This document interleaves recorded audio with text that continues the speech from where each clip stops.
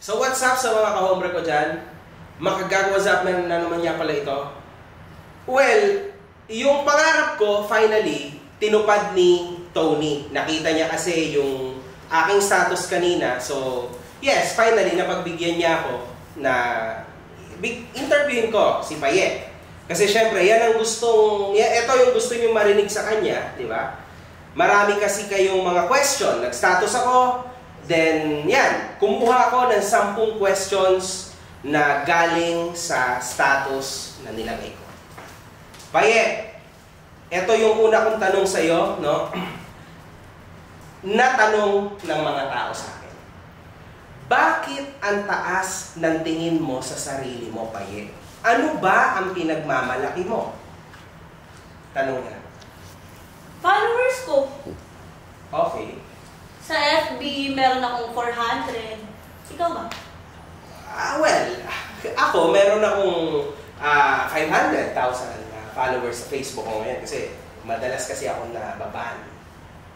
Yan. Ilan ulit? 500. 500 lang? Yes, oo. Tama. Sa tagal mo sa FB, sa tagal mo sa social media, 500 lang. Parang, pwede ka na mag-retire. Hindi. Kasi nga, syempre, magkaiba kasi tayo ng ginagawa, syempre. Diba? Iba yung sitwasyon natin, alam mo yun. Kaya, magkaiba tayo ng ginagawa. That's it. Yun lang naman eh, followers ko. Sa TikTok, meron akong almost magte-3M. Eh, ikaw? Hindi ako mahilig mag-TikTok. Hindi para sa akin yan. Pero, meron akong 100K na followers sa TikTok. Pero, para sa akin kasi hindi ko makita na magandang marketing ng TikTok mo. Para sa akin lang. Sa'yo yun kasi hindi ka Gen Z. Okay. Sige. Good. Okay. So, recap. Ang recap natin sa tanong ng kahombre ko ay bakit ang taas ng tingin mo sa sarili mo is yung yung dahil sa followers. Oo, yun lang. Good. Sige. Second question. Kailan ka kaya mawawala sa Toro family? Bakit feeling mo super sikat ka na? Sikat ka ba? Hindi ako to yung mga tao nagtatanong sa'yo. Baka kasi ma-offend ka eh. Hindi mo naman ako i-interviewin kung di ako sikat. Ikaw ba, hindi kita kilala eh. Saka... Yes, syempre.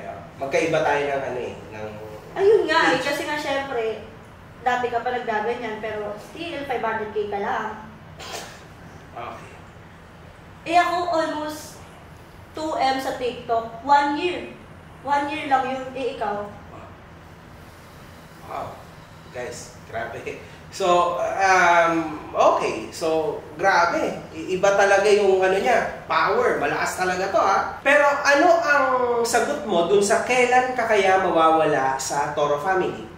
Sa totoo lang, ang tagal ko nang gusto kumalis. Oh. Nagbabalak na ako mag-condo, di ba, Kiana? Opo. Hindi ako makaalis eh. May mga kontrata akong pinirmahan. Naka-NDA pa kami. Alam mo ba NDA? Siyempre. Alam ko yan. Yes. Yan. Grabe. Taka na. So, in short, ang sagot mo, hindi ka makakaalis sa Toro family. Yun lang kasi na ang dami nilang pinapirmahan sa akin. Paano makakaalis dito? Oh. Wow. Good. Okay, grabe. Iba talaga. Bakit inaantay mo na magkamali yung iba kesa itama sila sa mga mali mong nakikita? Bakit ko sila ikukorek? Sila yun eh. Saka bakit ba nila ako pinapakailaman? Bakit kailangan ko ba magbago para sa kanila? Siyempre, mali yun. Okay. Papansinin talaga. Ako nga lagi niyo kung pinapansin. At bakit kung intrigahin mo si Ika ay wagas? Bakit di mo muna unahin ayusin yung ugali mo? Kasi nga, totoo nga, mapagpanggap nga siya. Okay. Di ka ito nanonood ng reality show eh. Manood ka lang season 1 para maintindihan mo. Hindi mo ba alam? Nagpapads yan. Nagtitiktok yan sa kanila, kita yung puwet ng bata. Hindi ko yan alam, unfortunately. Sige. Bakit parang inggit ka sa pagiging totoo ni Ika? baliktad sa kanya. Hello, sikat ako, 2M.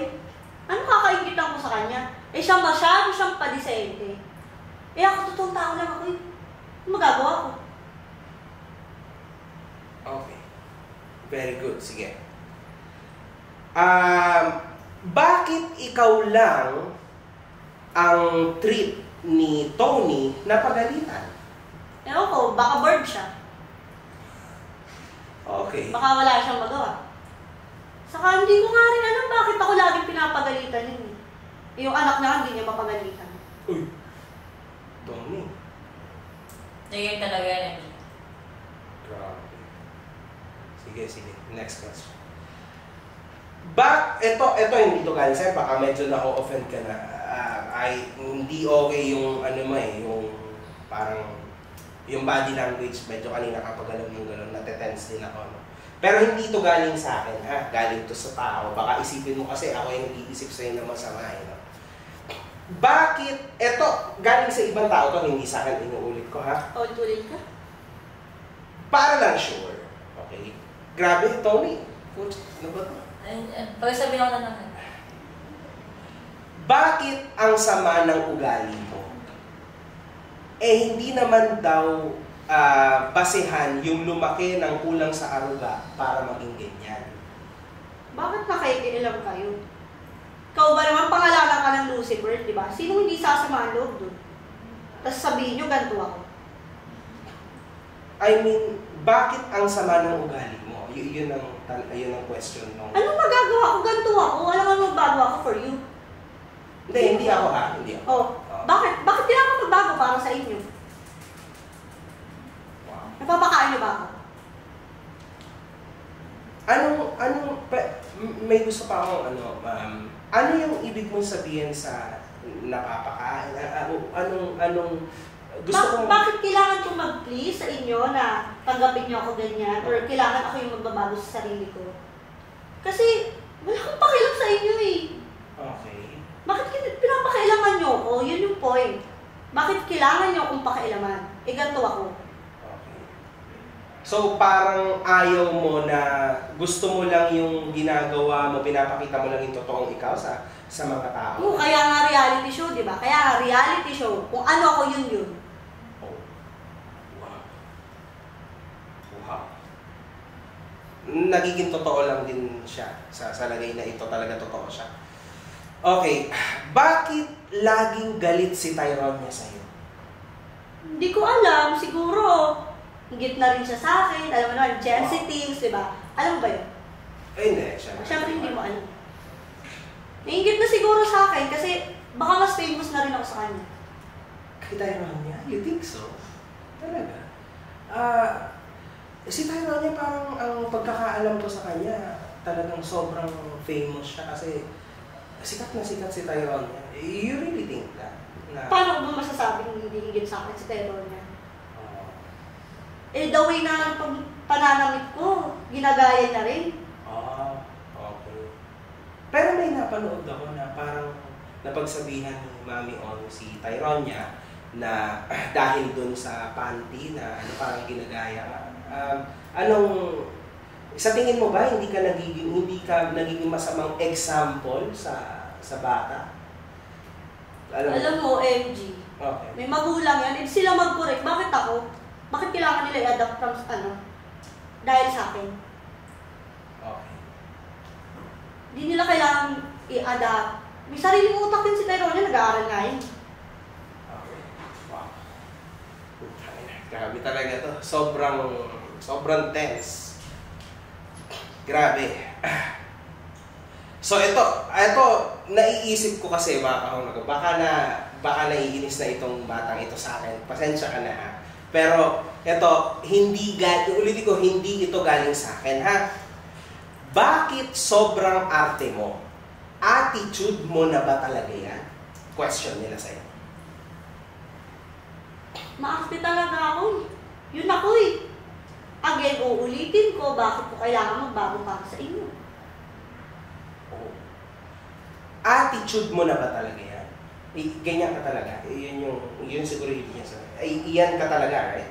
Ito talaga eh. Pakikita niyo naman sa mga video videos eh. Siguro nga kasi hindi ka nanonood. Hindi, nanonood ako syempre. Kasi kaya nga ako. Pero bago lang ako syempre. Okay, sige. Grabe. Pero meron akong ano pa sa'yo. Dami mong tanong.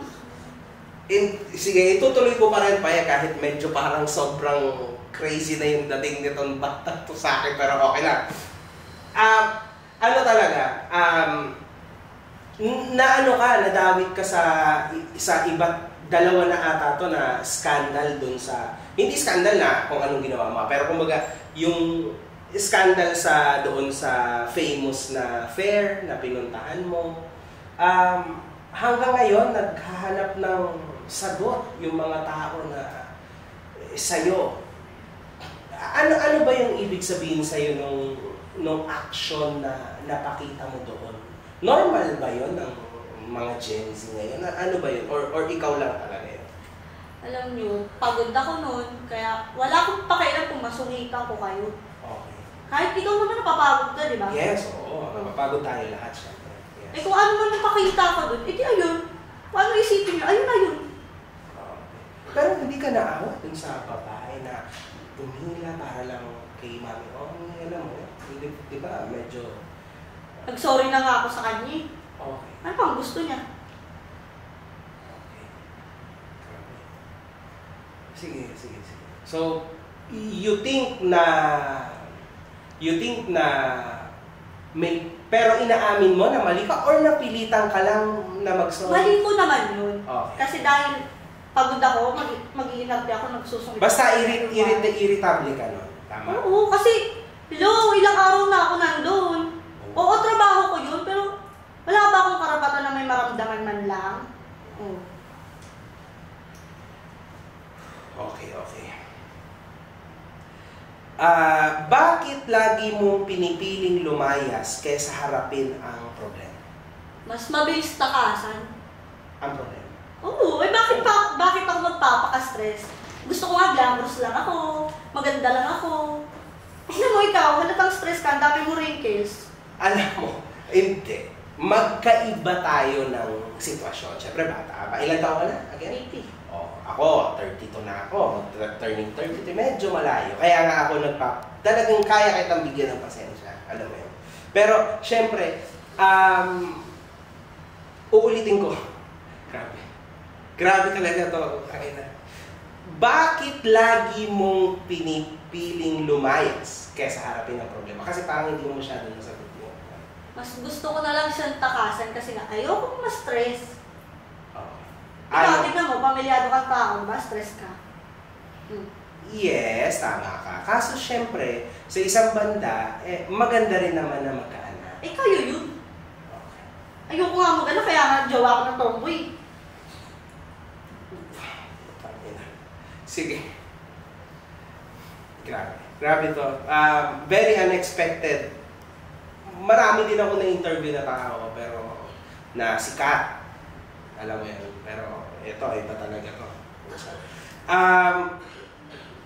Anong pakiramdam na napag-iiwanan mo na ang ate mo ngayon? Si ate. Yes, si Papi. Kasalanan niya yun, anak siya ng anak ko. Kasalanan ko ba? Na-focus ako sa trabaho ko, sa career ko.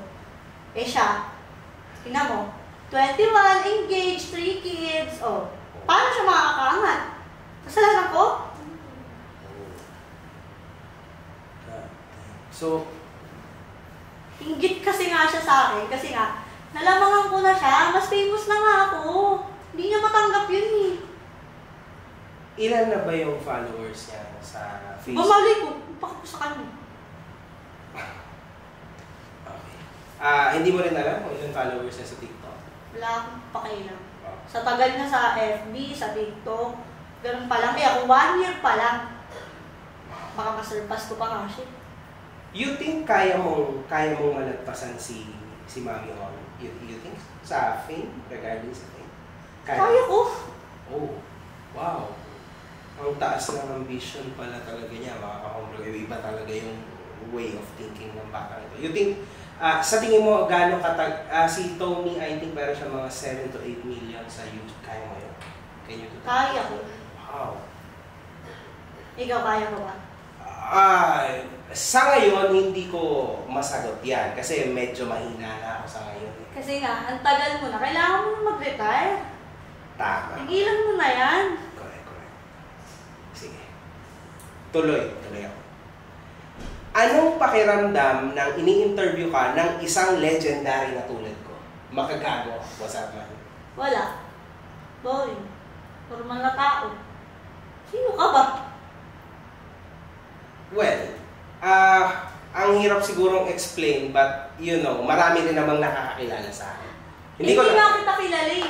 Nakita nga lang kita sa reality show na. Hindi ko alam ba't nandun ka. Kita ko yung anak mo, hindi na makagandahan.